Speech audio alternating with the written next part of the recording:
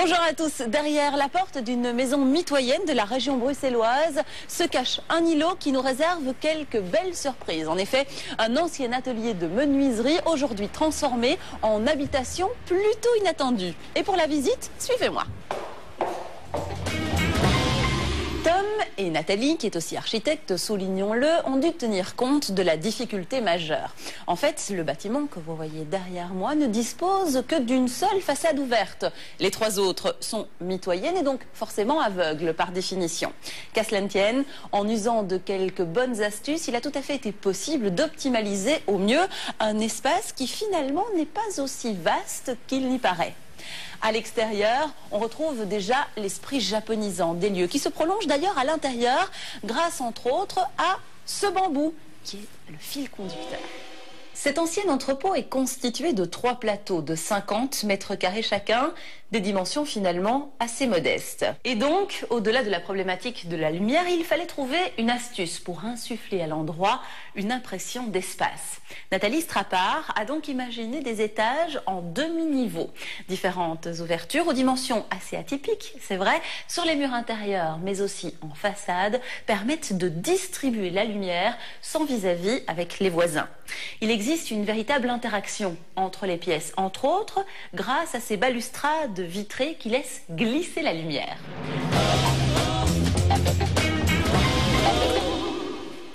On se retrouve dans cette arrière-maison bruxelloise où la métamorphose est impressionnante, entre autres grâce à ce puits de lumière qui prend sa source en toiture et qui a permis d'éclairer l'ensemble des niveaux.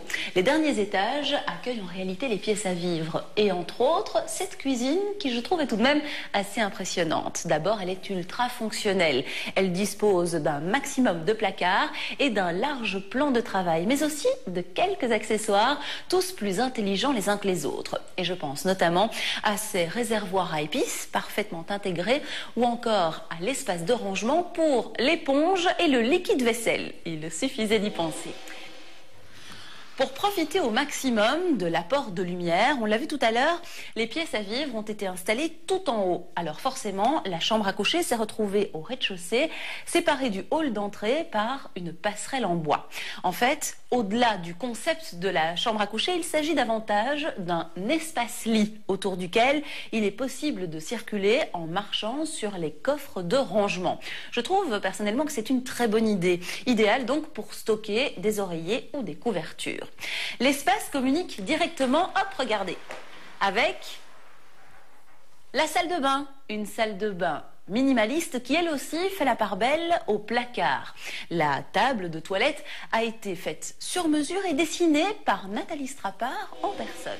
En venant de la porte principale, ce mur courbe invite à la découverte du hall dans lequel on retrouve au pied du puits de lumière les racines de bambou. En fait, ici, l'espace aura les limites que vous aurez choisies. Comment est-ce possible? Eh bien, c'est très simple. Regardez, cette porte pivotante, par exemple, permet d'obturer soit le vestiaire, soit le bureau, en fonction de l'occupation du lieu ou du moment de la journée. Comme chaque semaine, vous retrouverez toutes les informations relatives à l'émission sur internet, rtltvi.be.